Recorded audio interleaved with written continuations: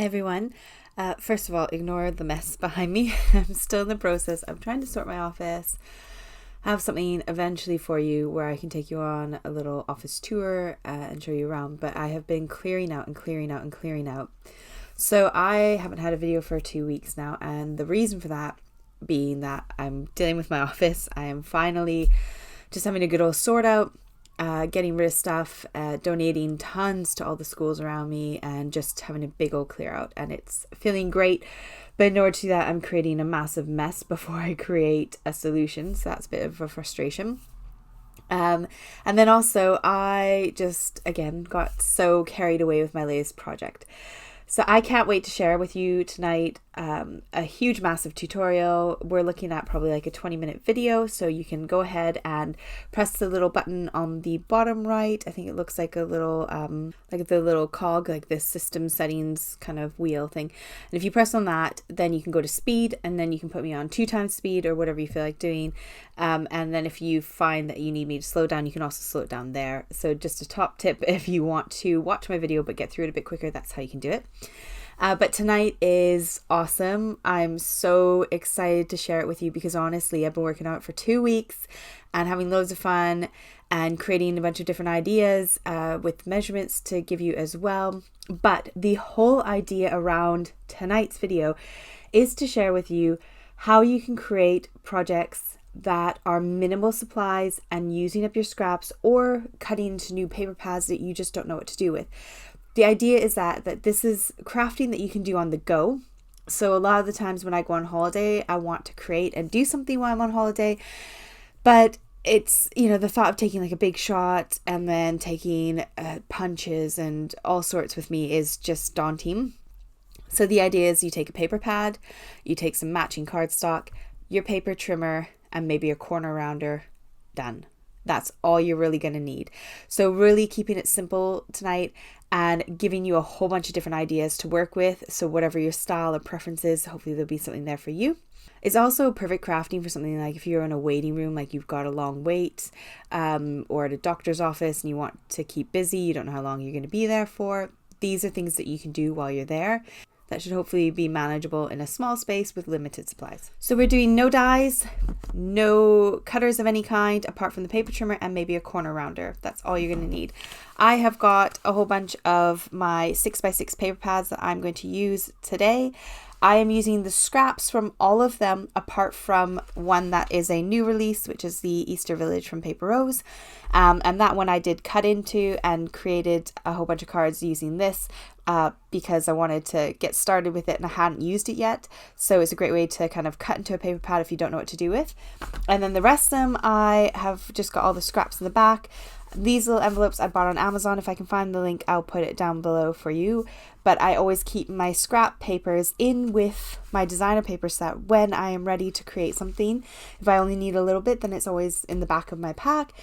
Or if I want to make some scraps, cards, and not cut into any new fresh papers, then they're all right here ready to go. Now the other thing, along with sort of having your designer papers and then picking some papers that match with your designer papers, is to grab some black cardstock. I find black card really ties everything together.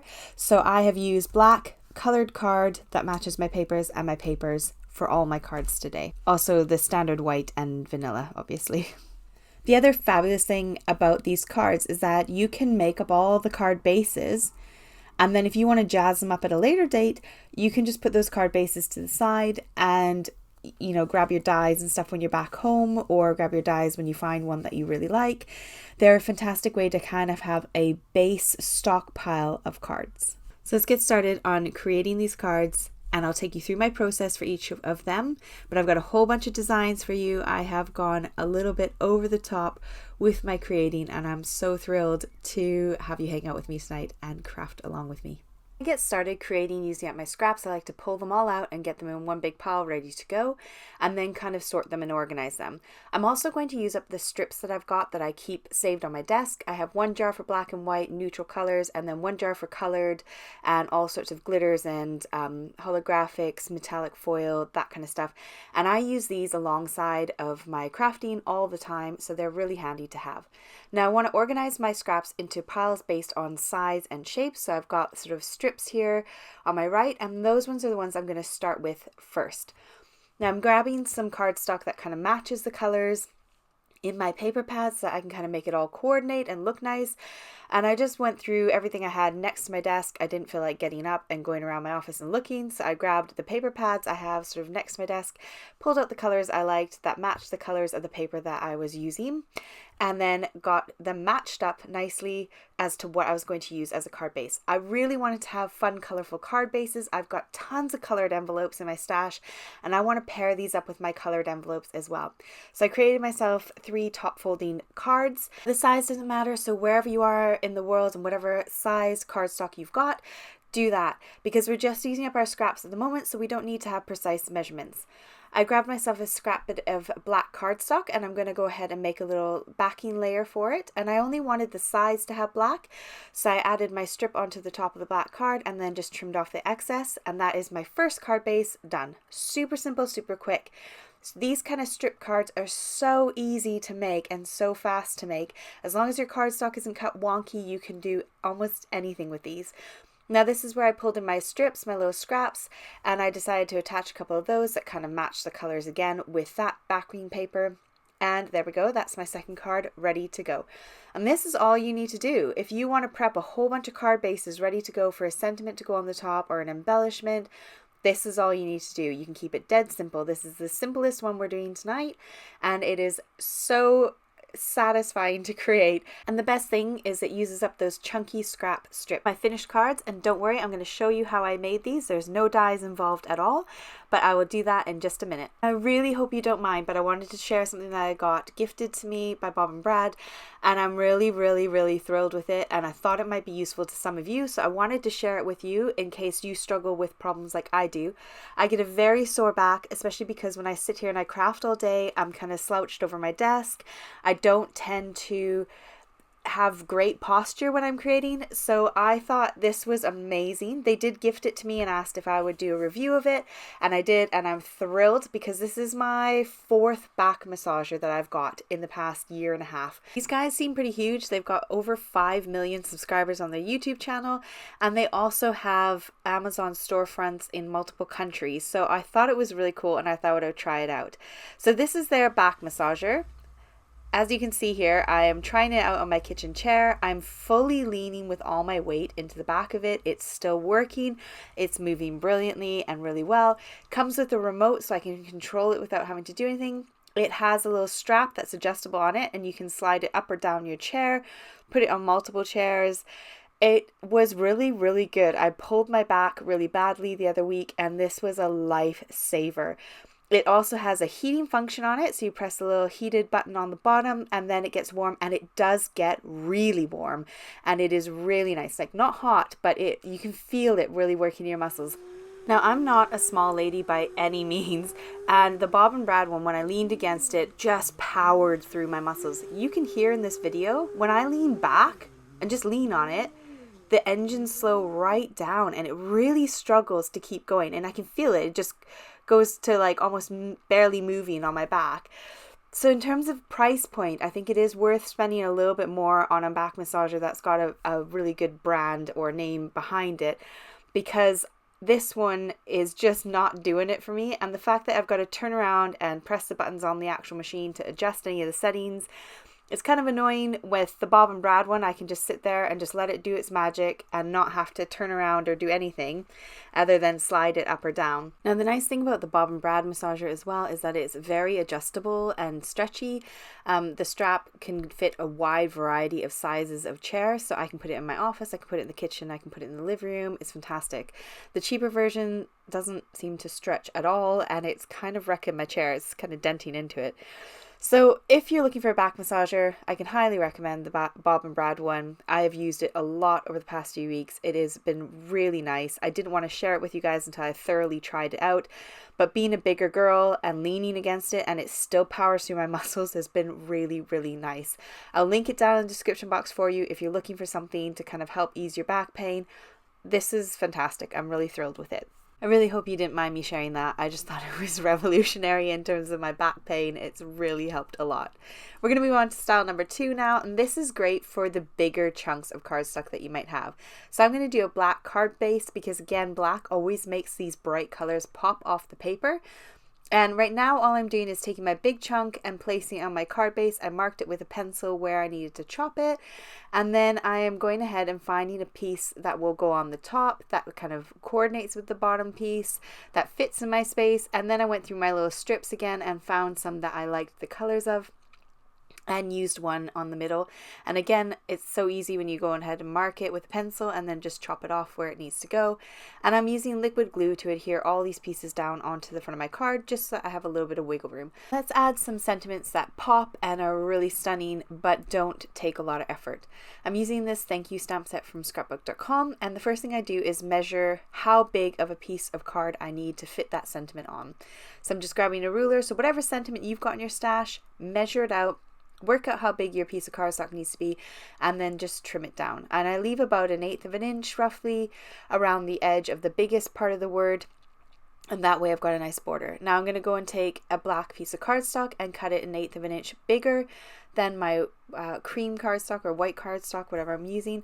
So I get this nice cute little border around it, again making it pop off. And then I'll use black ink to stamp it with, and that way it kind of coordinates with the black in the cardstock that's right behind it. And to save time, you can go ahead and cut yourself out several panels with several different kinds of backings and then stamp a bunch at one time. Now I can't find my corner rounder still. I'm almost getting ready to buy a new one. I can't find it anywhere. I don't know what I did with it, but I've got this crocodile which does really fun edges. So I've got the deco or the stub edge, and you can see the difference here between the two, and it's simply just a fancy corner rounder. Now I'd be using my very basic corner rounder if I could find it. But hopefully that will turn up while I'm going through my office and reorganizing it. But for now, I'm going to use this one.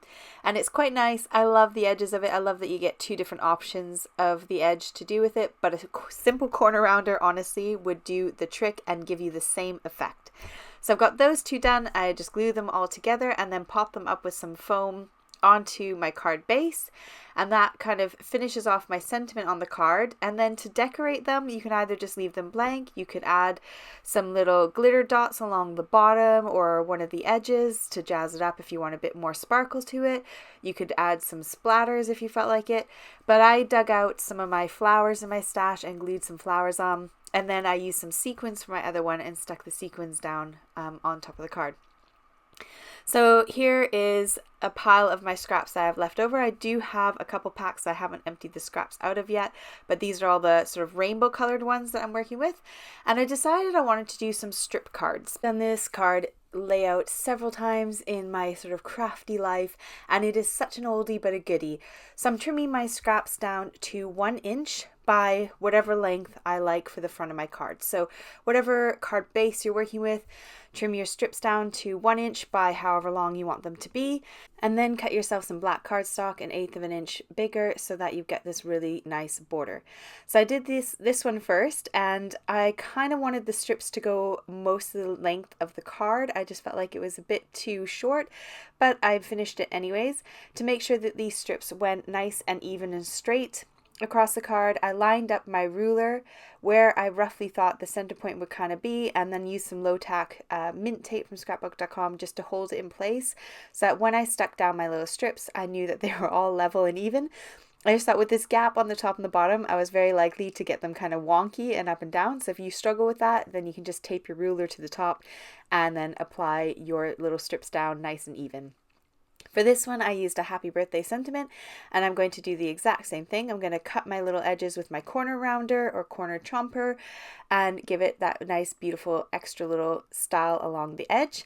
And for this one, I didn't want to back it with a black piece of card because I felt like it was big enough already. So I used an ink dauber and daubed the edges in black ink.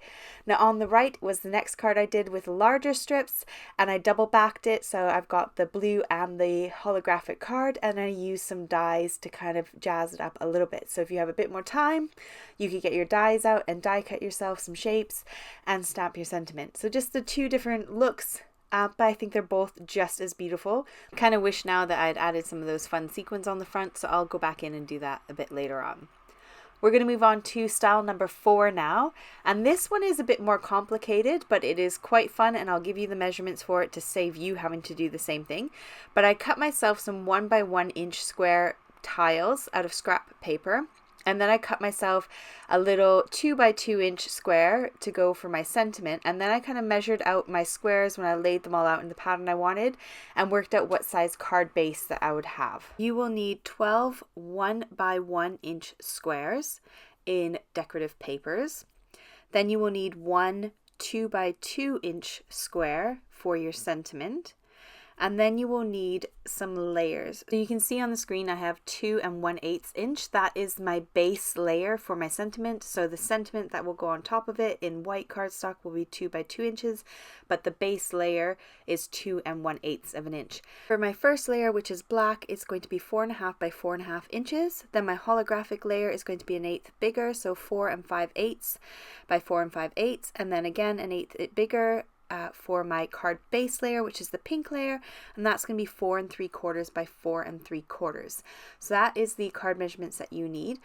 Now when you're going to adhere down your design papers, which I've cut all of mine down to 1 by 1 inch squares, you want to start with the corners first. I found that if you start with the corners first, it really helps to line up all the pieces, and it does help to put them all on your card base when you're getting going, or on your card panel I should say, just so you can kind of map out and see where they all go.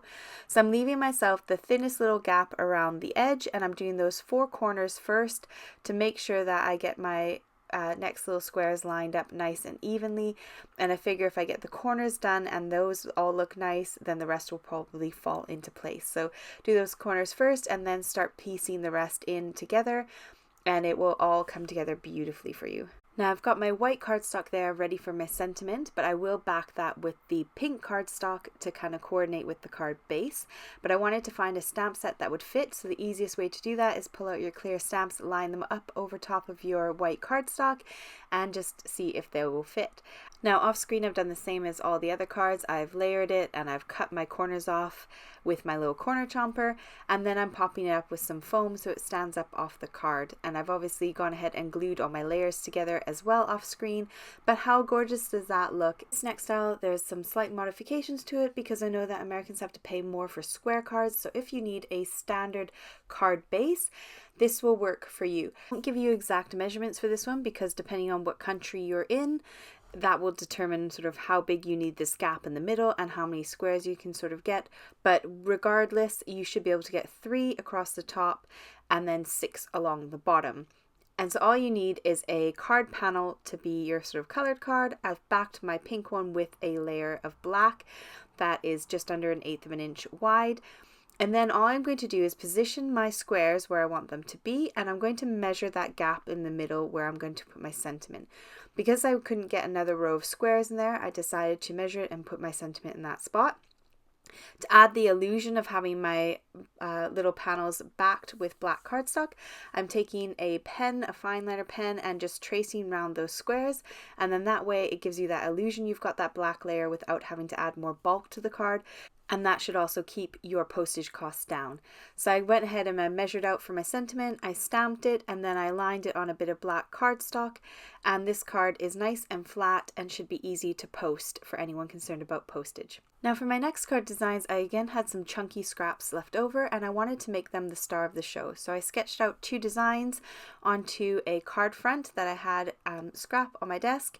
Then I took my ruler and worked out what those little sizes would roughly work out to be. So those are my measurements there. I will go over them again as I'm putting the card together, so don't worry. But I thought this would be a great way to showcase these beautiful pattern papers and allow them to kind of be all together in their coordinating colors as they were meant to be.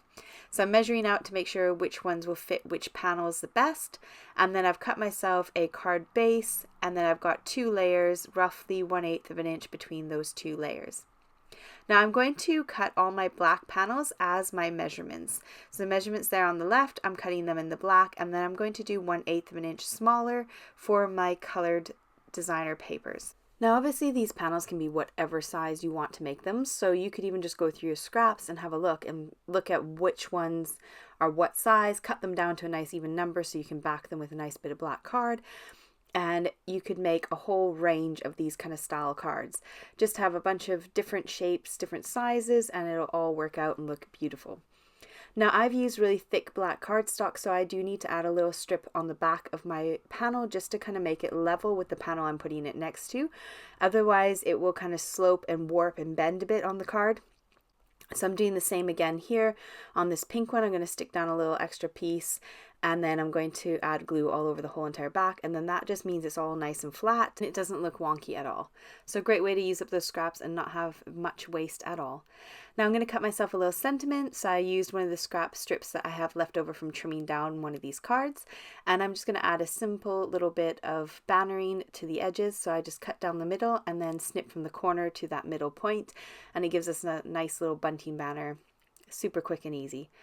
So I'll pop that down on my card, nice and flat, and then on my other card, which I use the Easter collection papers with, and I cut them down from brand new, I used a bit of burlap to go behind my sentiment and just stuck that down with glue as well. And I just felt like it kind of gave it a nice cute little rustic kind of feel to. Then for the second version of kind of using a chunk of scrap, I took my panel and cut it to 3 by 4 inches and then backed it again with black, and then did my little sentiment as a 3 by 1 inch piece of cardstock, which I also backed with black so that they both line up with the same width. Then to add a little bit more jazz to the card, I took out some of my sheer ribbon. I think this is from Shein. It was really cheap, about £1 for the whole reel. And then I went ahead and tied a little piece of string around one of the ends just to make it nice and tight so that it looked like the bow was tied beautifully around that card, but actually I just cheated and kind of faked the bow being tied on. I've got this block glue, and this is perfect if you haven't got a hot glue gun. So if you are away on like a holiday, this kind of glue is amazing. I get this from Craftelier. It is like hot glue when it dries. It's really, really solid. So you do need to leave it to dry for a little bit, but it will hold down all kinds of fabrics and all kinds of material, and you don't need much.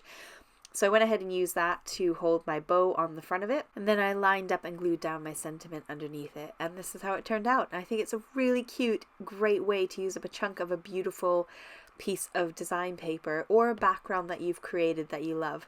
Here it is again with those Easter papers backed onto some coordinating colored cardstock, and I used the twine instead of the ribbon. I think both look great, and it's such a quick and easy idea. And now finally, my favorite card out of all of them. This again uses a chunk of beautiful paper and really makes it shine. So for this one, I decided to actually go with a full sheet of this butterfly paper. I've been wanting to use it, didn't know what I wanted to use it on, but I can get, I think, 2 cards out of this one piece of butterfly paper, and that's what I'm going to do. So you're going to start with 2 standard size card bases. You're going to cut the first one down by 1 centimeter or ½ an inch, and then that way it will fit inside the other card and give you a nice kind of chunky border around it. Then the colored card you are going to cut down by 5 centimeters or 2 inches on one side, so that you then have just sort of this little mini flap. Your decorative panel can be whatever size you want it to be. It really doesn't matter. The size I chose for mine to give me a nice little even border that kind of matched the border I already had on my card was 7.5 by 12 centimeters for my black backing piece, and then about ½ a centimeter smaller for the paper. Or you can do, if you work in inches, 3 by 4.5 inches, and then 1/8 of an inch smaller for your designer paper. Now again, you can go freestyle and do whatever you feel like with the front of your panel. I wanted to add some ribbon again. I think I just got my ribbon out and then got into the ribbon zone. So I decided to add that ribbon on before I attached it to the black panel, because it's going to overhang. You don't really want the ribbon showing its kind of ugly side on the back. So I made sure to wrap it around my designer paper first, and then I adhered it onto the black backing, and then that way it's all hidden and nicey nice on the back. Now make sure you only apply adhesive to the one side, because it's going to hang over, and this is where if you use liquid glue you can kind of wiggle it into place, wipe off any excess glue if it pops out, and then I've got a gorgeous border around that top panel of my card. Now I wanted to keep my sentiment a bit small on the front because I didn't want to cover up too much of that butterfly pattern, so I dug out this stamp set from scrapbookdotcom and cut myself little squares that kind of fit that birthday sentiment. And I thought it would be perfect because you can stamp your sentiment and stick it on the front, but then you can also stamp one on the inside in that first layer, because you'll write your message on the middle layer, so the layer after this one here. But if you mark with a pencil where your panel comes to, then you know exactly where you can stamp up to. Now for my top sentiment, obviously I've got some bulk there with the double ribbon, so I'm going to grab some of my skinny foam tape, which I got from scrapbookdotcom, and I'm just going to add a little strip to the top and bottom to account for the ribbon going in the middle, and then that way that sentiment rests really nicely on the top. But I absolutely love this design. It is so fun and cute, and depending on what size you want, you can change it up in so many different ways. It doesn't have to be the exact same size as I've got, but it's such a fun card that's got that kind of double fold in it. Of course, I loved it so much I had to do it again with another piece of scrap that I had lying around. And then I also did a larger version with that Easter paper pad again, and this one I kept the exact same size as the panel on the inside. So the inside card and the top panel are the same size, and then I lined them up exactly, and you could do a nice little die cut sentiment on the front there. But it gives you a chance, if you've got a really big piece of paper, to really make that paper shine as well. Now this paper pad here was last month's new release from Paper Rose, and I had a whole bunch of scraps left over from doing my design team makes, so I went ahead and did those first few panels again with this design paper. So I've got 1, 2, and 3 pieces of scrap used on this one card, and all I did was just trim the width to the same width as each other, but they were all different sizes. And then I used some of my scrap strips to go on the fronts as well. A little bit of foil card going on. So I did all these ones up just because I couldn't stop myself, and you know, the video at 28 minutes isn't long enough, clearly. A lot of fun making those card bases, and that's exactly what you can do if you've got spare time, is make up those bases. Then when I had a bit more time, when I realized my video wasn't going to be released on time, I decided to go ahead and embellish them and decorate them and have some fun with dies and my Big Shot and some extra stamps and some of the coordinating stamps and dies that go together. So these are all the supplies that I used to finish off these cards. I just wanted to give you an idea of what you could do if you really wanted to jazz it up a bit more, rather than keep it as basic, as simple as possible. This is a kind of view of what it could look like if you wanted to bring in more supplies. So here's the first one. I used a circle die, that leaf die, and then I used the sentiment and die set, So Grateful for You. And then I did one with Happy Birthday and that same leaf die on the background, and I matched the foil card for the leaf to that foil that was in the background. Then I love this one with the beautiful butterflies. I used a foiled sentiment from Paper Rose Studio, and I actually stained these with some distress ink and a finger dauber, and I just kind of colored them in to make them match the papers behind. So here's the sentiment set that I was talking about that I used from Paper Rose. But they were so much fun to decorate, and I just sat here and watched a movie while I kind of die cut and put together the rest of these cards. So I hope you enjoyed it and it wasn't too long for you. I would love it if you liked, followed, shared, subscribed, all those lovely jubbly things. That's what keeps my YouTube going. I will link everything I can in the description box, but I will probably forget something, so just pop me a comment if I have forgotten anything. Hope you guys have a great weekend. Take care and see you next week. Bye!